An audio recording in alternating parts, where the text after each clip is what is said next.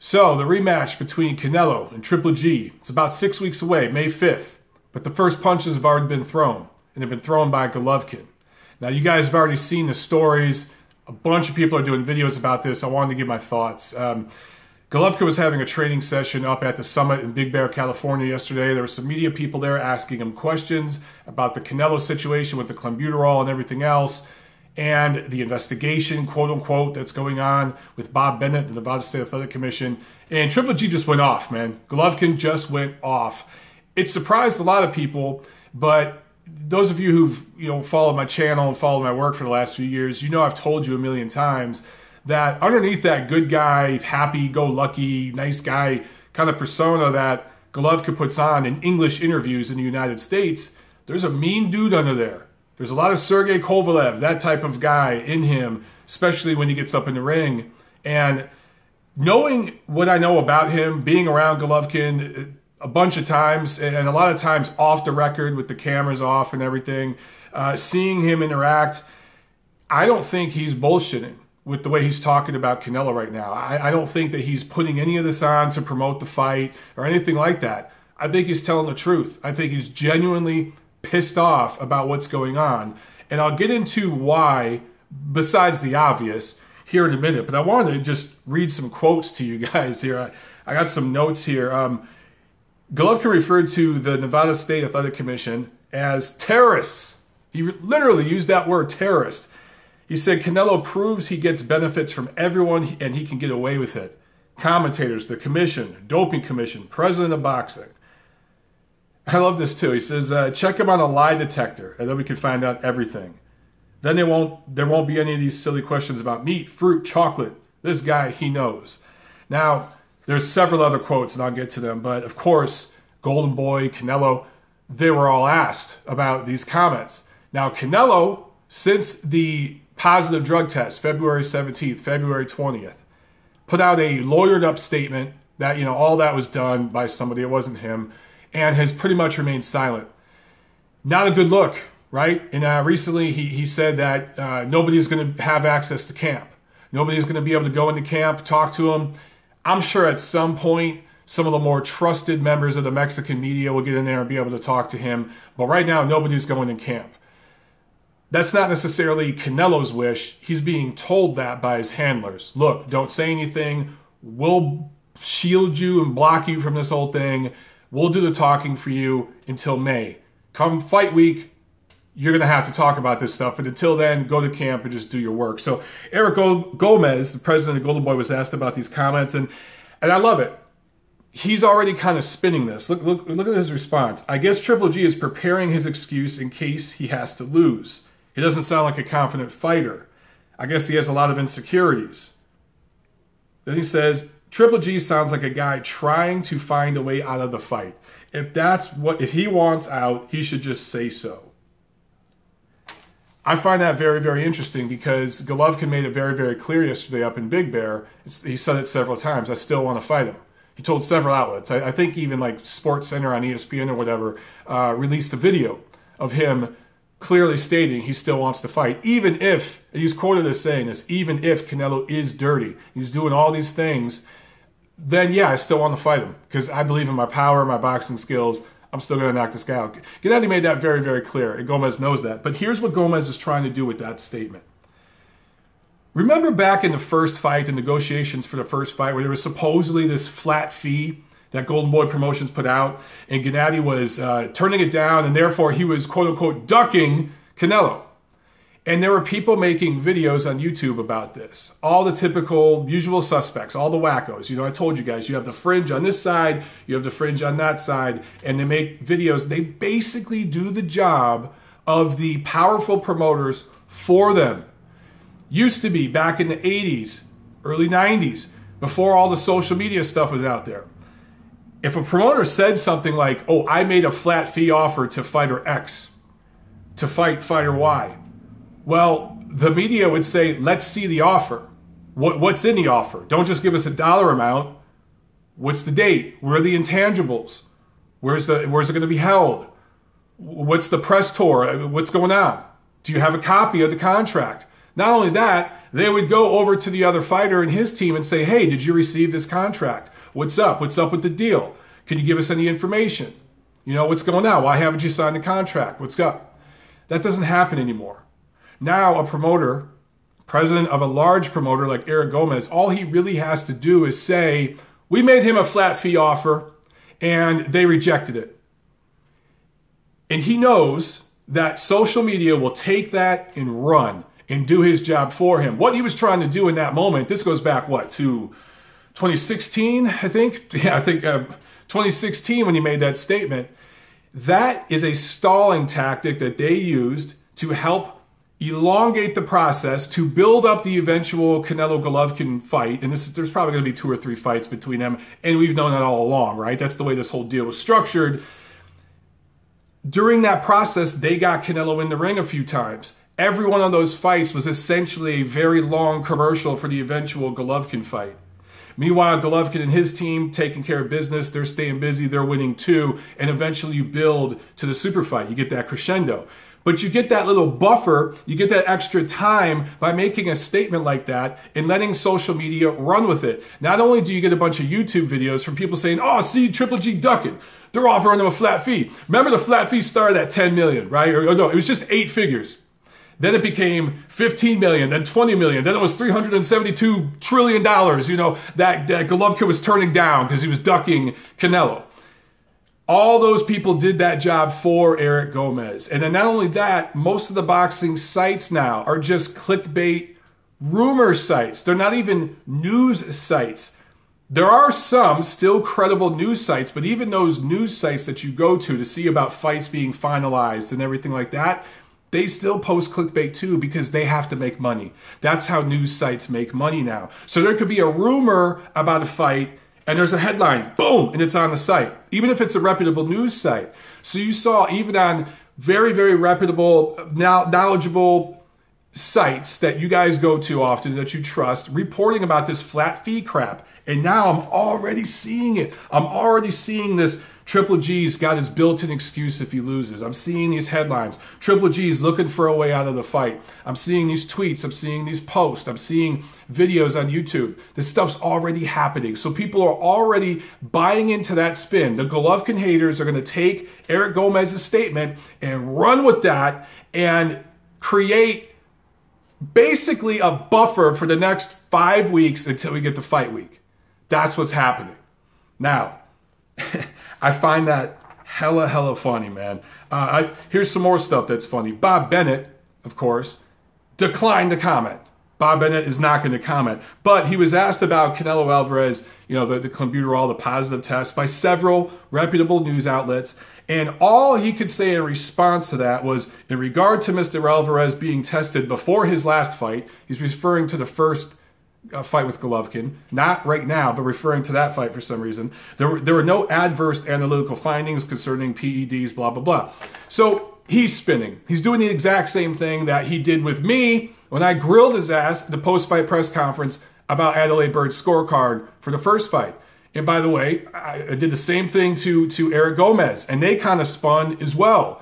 So that's what these guys do. They spin, they twist things, and they find it's very much like a politician, finding a way to word things to pivot to a subject you're more comfortable with.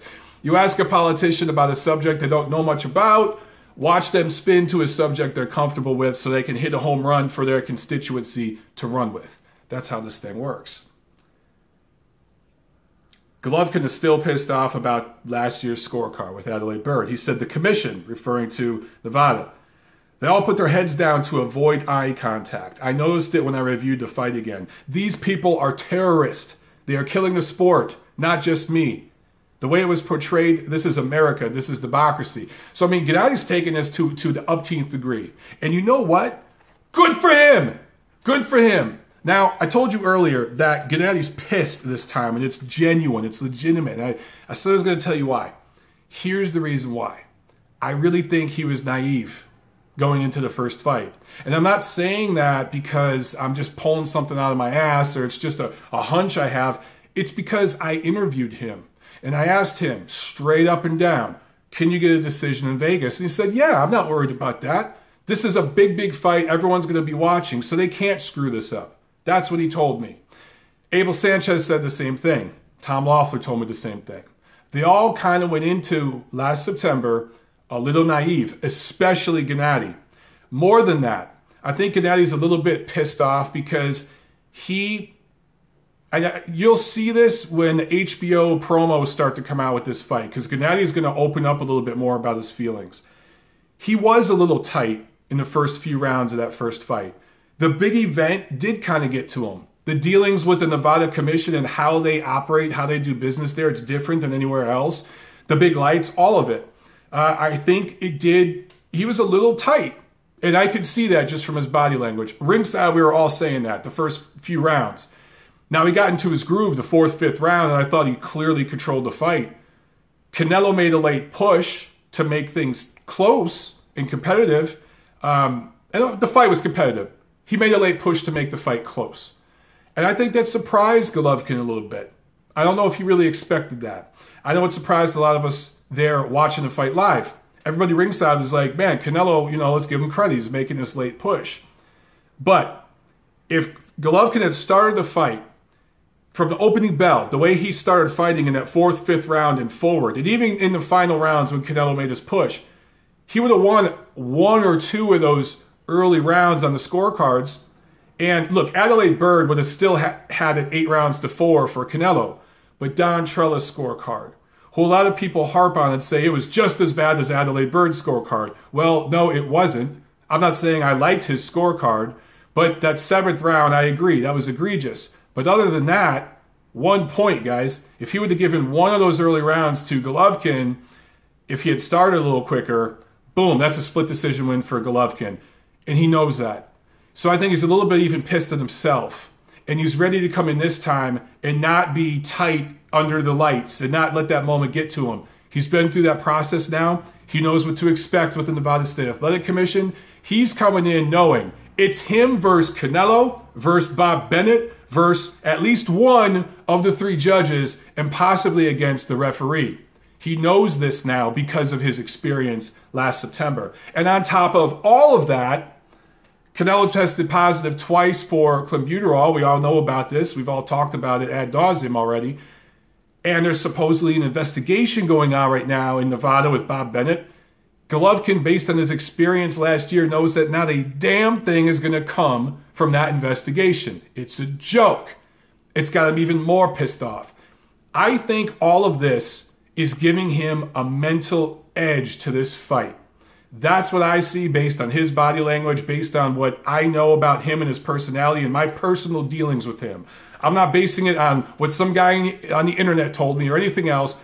I'm basing it on personal interactions I've had with him, Abel Sanchez. Abel's pissed off. Abel's been letting him fly too. And look, Abel is one of the best trash-talking trainers in the sport. But in recent years, he's been a lot quieter. He's been a lot more controlled. But he let it all fly at the press conference in LA. You guys saw that. But more than that, even off the record, he's really letting it rip. He's pissed off too. I think they're coming into this fight mad, controlled mad, but just mad at the entire system, the whole operation, which I really think Golovkin was a little bit naive to a degree, and he's going to admit that. You guys wait till some of the promos from HBO and stuff come out.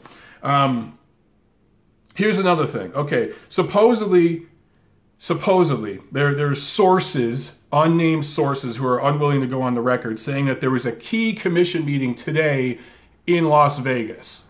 Let's see what comes of it. Did that meeting really happen? I don't know. It was supposed to. That's what sources are leaking and saying. What's going to come from that meeting? I don't know. But supposedly it was with commission individuals and a world-renowned doping expert. We'll see if anything comes from that. I don't think so. Golovkin's camp is calling for a meeting in April for Alvarez to appear before the commission under oath and explain how the clenbuterol got in the system. Eric Gomez is saying that Canelo already did that once with the Nevada people and testified, as he says, under oath about clenbuterol, but they are willing to do it again. So we'll see. What else can I tell you guys? Apparently, Canelo has been tested, and over 59 times by USADA in previous fights. Over 20 of those tests were requiring blood draw. And he's been tested, of course, by VADA for the first fight with Golovkin and now for this fight with Canelo. And I believe he was tested, you guys know about the test in February. There were 3 tests since that he took that came back negative with no abnormalities. And apparently there have been even more tests since then, but the results are not yet back. So the guy is being tested and tested pretty vigorously. What else can I tell you guys? I got a bunch of stuff, a bunch of notes here. Oh, just a quote from Abel here. I told Gennady that we're starting the fight down 2 points. I thought that's pretty good because it's legitimate. Now, here's one thing Abel did admit. Abel said, look, there has been a problem with contaminated Mexican meat.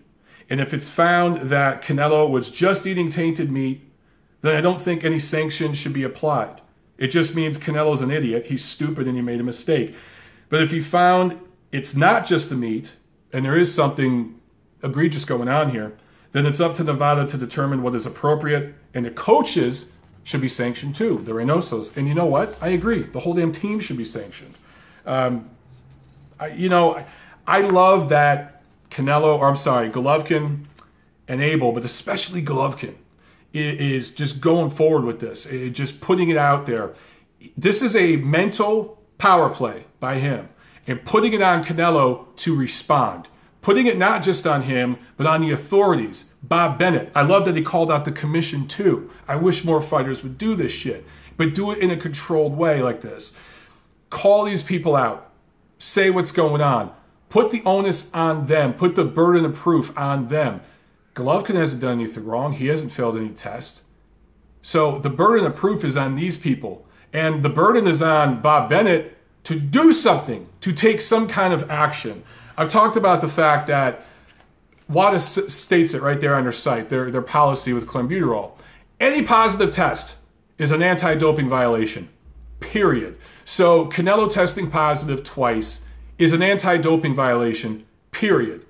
They also state in the same damn release, though, that there's this gray area because of the contaminated meat, yada, yada, yada. Each case will be reviewed on a case-by-case basis. Each positive test will be reviewed on a case-by-case basis. So that gray area there that you could take and interpret, I mean, a positive test is a positive test, but blah, blah, blah, you know, right? They leave that gray area. That leaves it up to the boxing authorities to take action here. There is a case of contaminated meat in Mexico. There have been studies recently where upwards of almost a third of the butchers and the agricultural system there uses clenbuterol. They're not supposed to use it. And some of you have talked about that in some of the comment sections and stuff. Well, guess what? They're not supposed to traffic drugs in Mexico too. How's that going for you? They're doing it. There have been tests done. The European Union, the United States, yes, you're not supposed to do it there. It's banned. But to compare Mexico's supposed ban of these substances to the EU is moronic because the agricultural systems are completely different in those two countries. The regulations are completely different. The way these things are mandated and regulated, absolutely, completely night and day. So, and I cited that study in Spain where I think it was 19,000 or so samples were taken from livestock and 0 came back for any type of contamination with clenbuterol. And I cited one study in Spain in particular because that case of that one cyclist is being brought up where he has a history of several things going on with him and his team that are abnormal. So whatever, I'm not beating that dead horse again. There are other studies done in other parts of the EU that we could cite. But there are studies done recently that show there's an issue there in Mexico. Okay, cool. Okay, we got you. But you're Bob Bennett, Nevada State Athletic Commission, most powerful fight commission in the world. Boxing. There are a lot of boxers from Mexico. Mexico, pound for pound, produces the most pro boxers right now, even more than the United States or the UK. So there's a problem with contaminated meat there. There's a lot of athletes coming from that part of the world in your sport that you sanction events for. You need to make a ruling here. You need to make some sort of uniform, easy to follow, not up to interpretation ruling for how to handle these cases going forward. And guess what? Come May 5th, I'm going to be ringside. I'm going to be at the fight. I'm going to be at the post-fight press conference. I will do everything I could do to get it on a damn microphone and ask Bob Bennett about that. Trust me, okay? They might not let me get in front of a microphone, but I will find my way to one and ask those questions. For Team Canelo, and I tweeted about this today, you could silence all this noise right now. You could silence all this noise by posting a video on your social media. You can record it. You could do 100 takes so that you can be very, very comfortable with the take if you're nervous about that. I understand why he might not want to do a live press conference and just all the logistics involved with that. It's a big deal. You're in camp. Like, I understand that. Do a little video like this where I'm talking into my stupid phone and just make an announcement like this. Come May 6th, we'll talk about the investigation going on with the computer stuff. But in the meantime, I just want to say this. I hereby volunteer 24 hours a day, 7 days a week, 365 days a year for full VADA testing at my expense. No WBC clean boxing program, which is a heavily flawed program, mostly due to budgetary issues that a lot of fans misinterpret what's going on with that program, but I'll talk about that another time. I will pay for this, my expense, just like Nonito Donaire, just like Edward Rodriguez. I want to follow their lead. I want to take this a step further. I further guarantee you that at least one test will be done a month. I pledge that random testing, whatever, 365 days a year, but at least one test a month. And I'm writing that in my contract with VADA, and this contract is indefinite for the rest of my career. Starts right now. It'll start the day after my fight with Gennady Golovkin, which we already have full VADA testing for. Boom. Release a video like that. 30 seconds on social media. Instagram, Facebook, Twitter, all of it. That'll shut a lot of people up. It'll ease a lot of people's minds going into this fight. And it would also set a major precedent for the biggest moneymaker in the sport, the most powerful fighter in the sport right now, to make a statement like that. That's something Floyd Mayweather didn't do. That's something Oscar De La Hoya didn't do. That's something Lennox Lewis and Vladimir Klitschko didn't do. None of them have done it. Only Nonito Donaire, a very small fighter who wasn't making anywhere near what Canelo is, and Edward Rodriguez, who is a gatekeeper level fighter that wasn't making anywhere near what Nonito Donaire made. Okay? So that's all you got to do, and it silences the noise. And by the way, I'm not the only one saying this. You know, my stance on all this and the way I've been reporting it and communicating it, and I could have worded things a lot better here and there with some of my videos. It's hard when you're by yourself and you're not doing a show with people, you know, an editor to check you out or whatever. But my stance on this is pretty much the same as Victor Conti, Doug Fisher, Steve Kim, Lance Pugmire, Chris Mannix, even Joe Rogan opined about this and said some smart things. We don't know what these guys are doing in between camps. We don't know what Canelo Alvarez was doing from October of last year through January of this year. One of two scenarios. He was cycling on something, cycled off, and just miscalculated it somehow and had traces of clenbuterol in mid-February still. Or he went out with his boys, or he went to a country-ass butcher to buy some food or whatever. He had his booty call with so-and-so, and they had some tacos at the stand or whatever, and he had contaminated meat. Both are within the realm of possibility. Depending on how you view the circumstantial evidence, you might lean one, more towards this side and more toward that side. But regardless of which one you believe is more likely or whatever, your opponent now, Gennady Golovkin, has called you out, dude. It's not guys like me. It's not fans bitching in Facebook chat rooms or any media member, anything. This isn't Bob Bennett. This is your opponent, dude, calling you out, basically insulting your manhood, questioning your ethics. You have to respond. And I know that Golden Boy is telling Canelo not to say anything right now and to save it for May, to save it for Fight Week. Okay, but they better have something for us on Fight Week, because if they thought this shit was just going away, and it was kind of starting to happen. Did you guys sense that? Did you guys sense that a couple weeks had gone by and it was just kind of starting to die down? Some fights were announced. You know, we got Linares, Lomachenko, and things. So people are talking about that stuff now. And all this stuff is kind of fading away. But then Golovkin put it out there. He called Canelo out. He called his promoter out. He called the commission out. He is forcing them to deal with this. I love it. I love it. And now it's not going away. They ain't going to let it go away. So he's doing his job right now. And more, quote unquote, B-sides should be doing that kind of thing. So that's how I feel about this right now, guys. Look, this is obviously an issue that there's going to be a lot of videos about. We're going to be talking about this for the next 5-6 weeks. And I can't wait to get up to Vegas and be able to ask some questions to people with the lights on, with the cameras on, with people looking and watching and recording.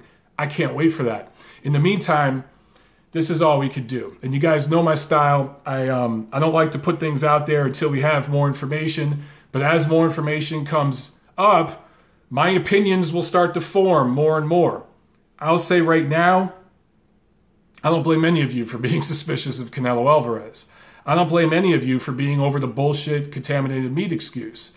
I don't blame any of you for being really, really frustrated and wanting to boycott the event on May 5th. But let's say this much. Finally, Gennady Golovkin, the fighter himself, not his team, his promoter, him himself, he's engaged in this and he's taken it right to Team Canelo. And not just him, but the establishment people. The same people I tried to go after last September. So this thing ain't over. Don't give up just yet. Do I think anything's going to happen from the investigation? No, probably not. I think Canelo is going to continue to test negative.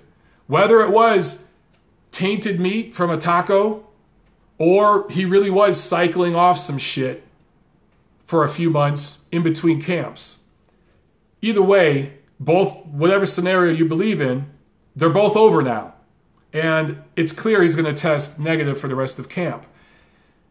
We can't just let Bob Bennett and Golden Boy and even Canelo himself let that be enough to just explain what happened and just walk away with absolutely no action.